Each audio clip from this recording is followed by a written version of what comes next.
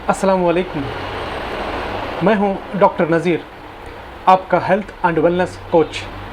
इंशाअल्लाह आज हम बात करेंगे चंद सवाल जो अमूमन रोज़े के बारे में पूछा जाता है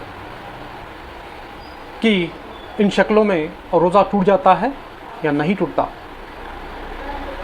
इसके बारे में आज मैं बात करने जा रहा हूँ। मैं जो भी इस वीडियो में आज बताने जा रहा हूँ ये एक फ़तवे पे बेस्ड है। इस फ़तवे को जारी करने वाले शेख मोहम्मद इब्न सालिब अल उतअमीन हैं। इनके मुतालिब इन्होंने फरमाया है कि इंजेक्शन्स लेने से रोज़ा नहीं टूटता, चाहे कि वो इंजेक्शन इंट्रामस्कुलर या इंट्रावीनस हो। इंट्रामस्कुलर इंजेक्शन्स वो होते हैं जिन्हें हम कमर पे या हाथ पे लगाते हैं, और इंट्रावीनस इंजेक्शन्स वो होते हैं जिन्हें हम नस के अंदर लगाते हैं। तो इनका फरमाना यह है, अगर इंजेक्शन दर्द को कम करने वाला हो या कोई बुखार को कम करने वाला हो, ऐसे इंजेक्शन्स को आमतौर पे लगाने से रोज़ा नहीं टूटता। अगर इंजेक्शन कोई मल्टीविटामिन का इंजेक्शन हो या विटामिन इंजेक्शन हो जिससे जिस्म के अंदर ताकत पैदा हो, ऐसे इंजेक्शन्स को लगाने से रोज़ा टूट सकता है। इसके बाद आईवी फ्लूइड्स यानी कि ग्लूकोज चढ़ाने से, हाँ, ग्लूकोज चढ़ाने से रोज़ा टूटने का पूरा चांसेस रहता है, क्योंकि ये ग्लूकोज बॉडी को ताकत देती है। तो इसकी वजह से आईवी ग्लूकोज चढ़ाने से रोज़ा टूट सकता है। आई ड्रॉप्स जो आँख के दर्द में इस्तेमाल किया जाता है, इसको डालने से रोज़ा नहीं टूटता है। और इन्होंने फरमाया है, अगर खून बदन से निकल जाता है, जैसे कि कहीं पे चोट लग गई, हल्का सा खून निकल गया, इससे भी रोज़ा नहीं टूटता। कोई जाके ब्लड डोनेट करता है, क्योंकि खून ज़्यादा मात्रा में डोनेट हो जाता है, इससे रोज़ा टूट जाता है।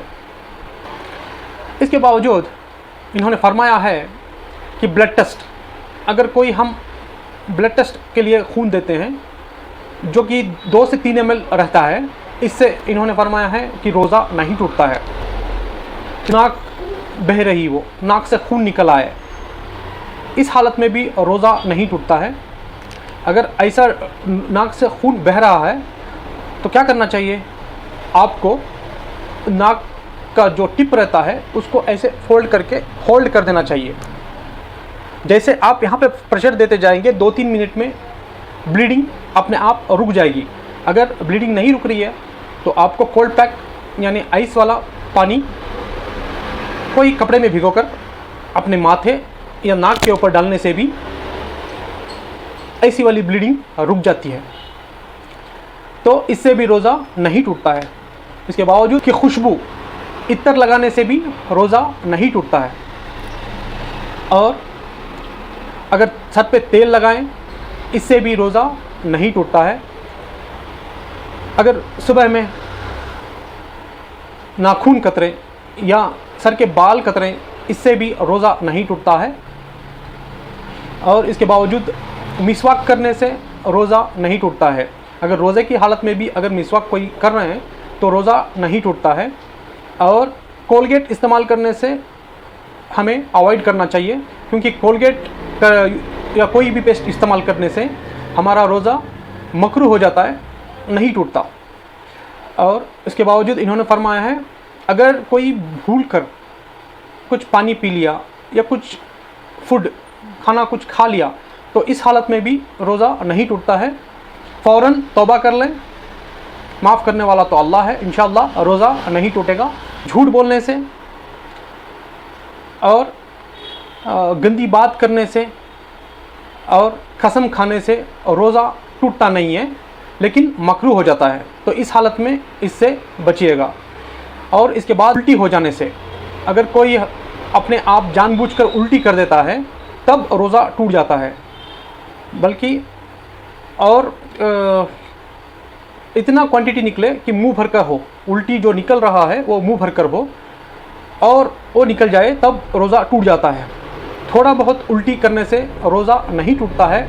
उल्टी इतनी हो कि उल्टी को इन्होंने पेट के अंदर ले लिया वापस, तो इस शक्ल में भी रोज़ा टूट सकता है। और कि पानी नहाने से भी रोज़ा नहीं टूटता है। तो जितने भी मैंने अब जो मसाइल बताए हैं शेख मोहम्मद इब्न सालेह अल अमीन के फ़तवे के ऊपर बेस करके ही मैंने बताए हैं। इंशाअल्लाह हम सभी इसको जानकर हमारे रोज़े को दुरुस्त बनाएं। इंशाअल्लाह मैं सोचता हूँ कि ये जो वीडियो मैंने बनाया है आपके लिए फ़ायदेमंद होगा। आपकी दुआओं में याद रखिए। आप सभी को रमज़ान का महीना मुबारक, दुआ में ज़रूर हमें याद रखिए। जज़ाकल्लाहु खैर, शुक्रिया।